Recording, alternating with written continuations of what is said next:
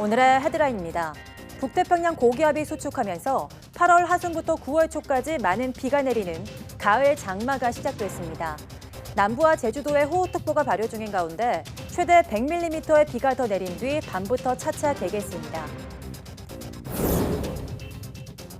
애플이 삼성과 LG에서 전량 공급받던 아이폰용 OLED 패널을 중국 업체에서 공급받기 위해 최종 조정에 들어갔다고 일본 언론이 보도했습니다. 일본의 한국에 대한 수출 규제 역량으로 OLED 패널 공급이 막히는 리스크를 줄이기 위해서라는 분석입니다. 국내 연구진이 수소를 경제적이고 효율적으로 생산하고 정제할 수 있는 기술을 개발했습니다. 간단한 공정으로 99.5% 이상 고순도 수소 생산이 가능하고 온실가스 배출도 줄일 수 있어 정부의 수소 경제 활성화 정책에도 도움을 줄 것으로 보입니다.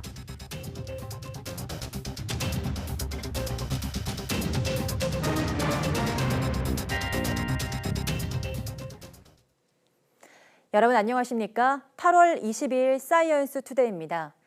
가을 장마가 시작됐습니다. 북태평양 고기압이 수축하는 8월 하순부터 9월 초까지는 유난히 강한 비가 내리는데 이번엔 주로 남부지방에 국지성 호우가 내리겠습니다. 남부와 제주도에 호우특보가 발효 중인 가운데 오후까지 최대 100mm의 비가 더 내릴 것으로 보입니다.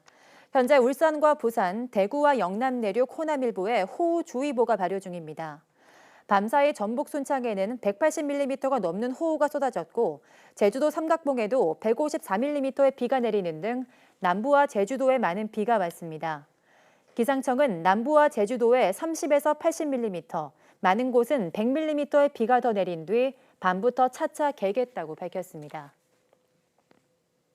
애플이 한국의 삼성과 LG에서 전량 공급받고 있는 아이폰용 OLED 패널을 중국 업체에서 공급받기 위해 최종 조정에 들어갔다고 니온게이자의 신문이 보도했는데요. 이 내용을 김원배 기자가 전해드립니다. 애플이 내년 전 세계에 판매하는 아이폰에 중국의 BOE가 제조한 유기 발광 다이오드 디스플레이, 즉 OLED 패널을 탑재하기 위해 성능 테스트를 시작했으며 올 연말까지 최종 판단할 예정이라고 니온게이자의 신문이 보도했습니다. 이 신문은 애플은 BOE로부터 현재의 삼성 제품보다 20% 정도 싸게 OLED 패널을 조달할 수 있을 것이라고 덧붙였습니다. 니온게이자는 애플이 BOE로부터 조달받는 OLED 패널의 비중이 얼마나 될지, 이로 인해 삼성과 LG가 아예 공급업체에서 배제되는지 여부는 알려지지 않았다고 전했습니다. 애플은 현재 아이폰 상위 기종에 OLED 패널을 탑재하고 있으며 대부분은 삼성으로부터 공급받고 있고 일부는 LG 디스플레이로부터 조달받고 있습니다. 영국의 시장 조사기관 IHS 마켓에 따르면 지난해 OLED 패널 세계 시장 점유율에서 한국 기업의 점유율은 96%에 달했습니다. 그러나 BOE가 애플의 OLED 패널을 공급하게 되면 삼성과 LG의 과점을 무너뜨릴 수 있다고 니온게이자는 분석했습니다. 애플이 BOE와 협상에 나선 이유는 비용 절감을 가속화해 최근 떨어진 점유율을 회복하기 위해서라고 이 신문은 설명했습니다. 이 신문은 또 삼성의 납품 가격 인하를 촉구하는 효과도 거둘 수 있을 것이라고 덧붙였습니다. 한편 일본의 교도통신은 애플이 중국제 OLED 패널 채택을 검토하고 있는 것은 일본의 한국에 대한 수출 규제 강화의 영향으로 삼성으로부터 OLED 패널 공급이 막히는 리스크를 줄이기 위해서라고 보도했습니다. YTN 김원배입니다. 유영민 과학기술정보통신부 장관이 기술 자립의 중요성과 국제정세 변화에 흔들리지 않기 위해 탄탄한 기술력을 갖춘 중소기업을 육성하겠다고 밝혔습니다. 유 장관은 청주 그랜드 플라자에서 열린 청주 강소특구 비전 선포식에 참석해 이같이 말했습니다.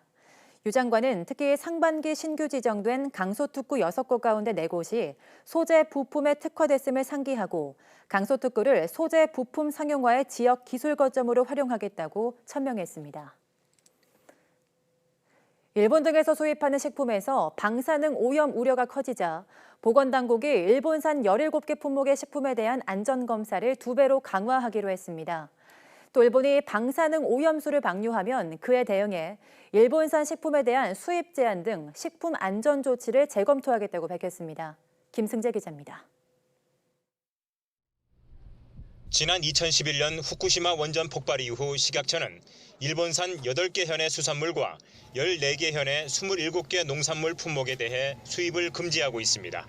또 일본산 식품에 대해서는 수입할 때마다 방사능 오염 여부를 정밀 검사하고 있습니다. 두 종류의 음료용 차에서 각각 5차례 방사능이 검출돼 반송되는 등 최근 5년간 모두 17개 품목의 일본 식품이 검사에서 적발됐습니다. 식약처가 23일부터 수입 식품의 방사능 안전 검사를 2배 강화하기로 했습니다.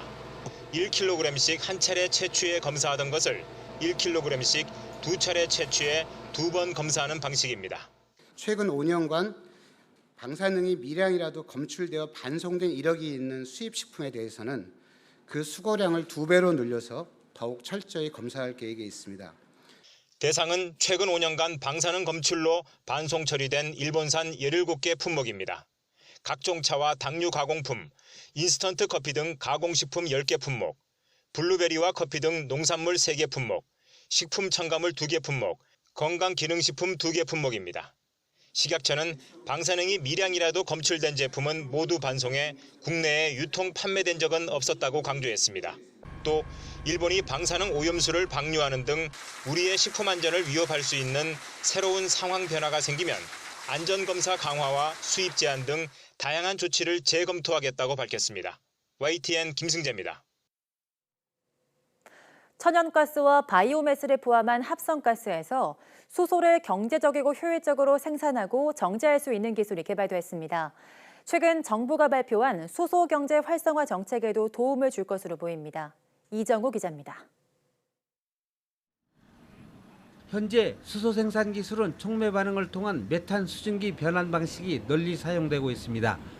그러나 이 방식은 섭씨 700에서 900도 고온이 필요하고 분리공정과 후속 정제 공정으로 나뉘어 넓은 장소와 설치 비용이 많이 든다는 게 단점입니다. 국내 연구진이 이 기술을 다른 수소 생산 방법과 결합해 수소를 효율적으로 생산하는 기술을 개발했습니다. 천연가스 기반으로 수소를 생산할 수 있는 기술인데 이제 기존 공정보다 이제 공정 가지수나 이제 공정 수를 이제 혁신적으로 줄일 수 있는 기술로서 이제 고효율의 이제 고순도 수소를 생산할 수 있는 기술입니다. 기술의 핵심은 수소를 생산하는 3중 분리막입니다. 팔라듐 소재의 얇고 치밀하며 안정성 있는 복합 형태의 분리막을 독자 개발한 겁니다. 특수 코팅 처리한 이 분리막을 활용하면 섭씨 500에서 550도 낮은 온도에서도 별도 정제 공정 없이 수소만을 선택적으로 생산할 수 있습니다. 특히 간단한 공정으로 99.5% 이상 고순도 수소 생산이 가능하고 질소산화물과 이산화탄소 등 온실가스 배출도 줄일 수 있습니다. 기존의 문제점을 개선한 이 기술은 수소 생산의 효율성을 높여 수소 경제 사회를 앞당기는 데 도움을 줄 것으로 보입니다. 재생에너지와 친환경 에너지원을 이용하는 수소 생산의 핵심 기술로도 활용할 수 있습니다. 가정용이라든지 건물용 연료전지에 들어가는 수소 공급 장치 혹은 수소 정제기 부분 이런 부분 산업적으로 다양한 부분에 적용 가능할 것으로 기대하고 있습니다. 이번 연구 성과는 분리막 전문 국대학술지 저널 오브 멤브레인 사이언스 등에 실렸습니다. YTN 이정우입니다. 카이스트가 오는 26일 국내 대학 최초로 스마트시티에 특화된 융합보안대학원을 개원합니다. 카이스트 융합보안대학원은 최대 6년간 40억 원의 예산을 투입해 도시혁신 연구를 수행하는 연구와 교육 역량을 확보하고 4차 산업혁명을 선도하는 고급 융합보안 인재 양성의 기틀을 마련할 계획입니다. 앞서 카이스트 융합보안대학원은 지난 3월 과학기술정보통신부가 진행한 지역 전략산업 융합보안 핵심 인재 양성 사업 공모에서 고려대, 전남대 등과 함께 최종 선정됐습니다.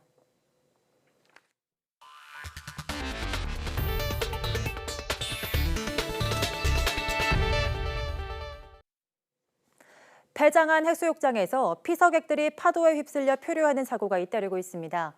폐장 이후 인명구조요원이 철수한 곳이 많아서 안전관리에 비상이 걸렸습니다. 송세혁 기자가 취재했습니다. 파도에 휩쓸려 먼바다 쪽으로 떠밀려 가던 피서객이 해경의 가까스로 구조됩니다. 이렇게 폐장한 강원 동해안 해수욕장에서 표류하다 구조된 피서객은 10명이 넘습니다. 사고가 난 해수욕장을 다시 가봤습니다. 수영 한계선이 치워진 바다에 구명조끼조차 입지 않고 뛰어든 피서객이 많습니다. 이런 문제는 안 하는 것 같아요. 수능 해수를 알고 있는 건 괜찮거든요. 올 여름부터는 해수욕장이 문을 닫아도 언제든 물에 들어갈 수 있습니다. 정부가 해수욕장의 사계절 이용을 활성화한다는 이유로 법을 고쳤기 때문입니다. 문을 닫은 해수욕장에 들어가면 단속되거나 과태료를 내야 하는 법적 근거가 사라진 겁니다. 문제는 안전 대책입니다. 폐장한 해수욕장은 대부분 수상인명구조요원이 철수했습니다. 물놀이 사고가 났을 때 그만큼 구조가 늦어질 수밖에 없습니다. 이 때문에 일부 지방자치단체는 수상인명구조요원을 연장 배치하고 있습니다.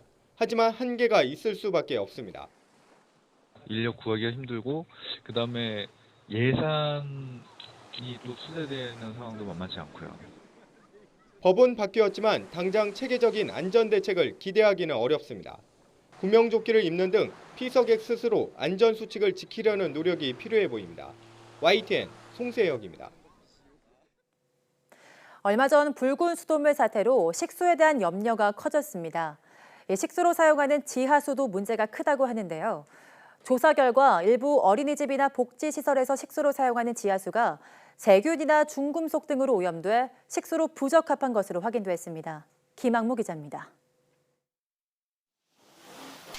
경기도가 최근 수질 검사를 한 어린이집이나 경로당은 모두 207곳. 주로 농어촌 지역에 있는 시설로 절반이 넘는 110곳이 식수 부적합 판정을 받았습니다. 이 가운데 14곳은 지하수를 식수가 아닌 생활용수로 신고하거나 아예 신고조차 하지 않고 식수로 사용한 것으로 나타났습니다. 식수 부적합 판정 이유는 대장균이나 일부 중금속 함유량이 식수 기준을 초과했기 때문입니다. A 시설의 경우 식수로 사용하는 지하수에 일반 세균이 1ml당 3,900마리로 기준치보다 39배나 많았습니다. 불소가 기준치보다 11배 높게 나타나거나 중금속인 비소가 8배 높은 것도 있었습니다. 특히 62곳은 식수에서는 검출되지 않아야 할 각종 대장균이 검출됐습니다. 같은 관종을 쓰거나 폐쇄된 13곳을 제외한 나머지 138개소에 대한 최수화 검사가 진행 중이라 부적합 판정 시설은 더 늘어날 수가 있겠습니다. 경기도 내 어린이집이나 경로당 등 각종 시설 가운데 지하수가 있는 곳은 1,033곳. 경기도는 이들 시설의 수질 검사를 강화하고 특히 생활용수로 신고한 뒤 식수로 사용하는 곳을 집중 단속할 방침입니다. YTN 김학무입니다. 국민권익위원회는 학교 밖 청소년들이 전자메일을 통해 건강검진을 신청할 수 있도록 온라인 신청 방식 도입 방안을 내년 1월까지 마련하라고 여성가족부에 권고했습니다.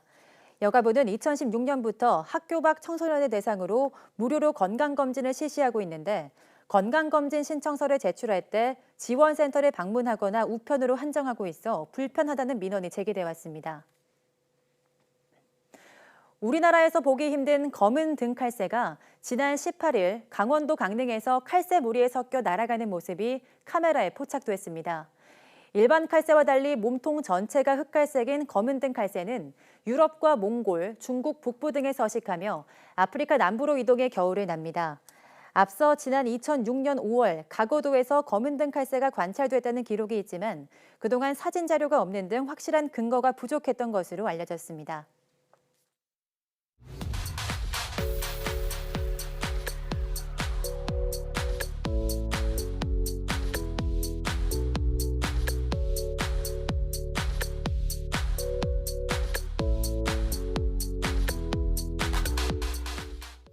뾰족한 주사 바늘이 무서워서 주사 맞기 두려워하시는 분들에게 희소식이 하나 있습니다.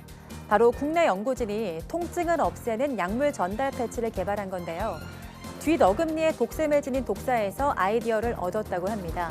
오늘 오후 사이언스 투데이 주민피플 시간에는 숭실대학교 전기공학부 배원구 교수와 이 약물 전달 패치에 대해서 이야기해보겠습니다. 모두 많은 시청 바랍니다. 함께해 주신 여러분 고맙습니다.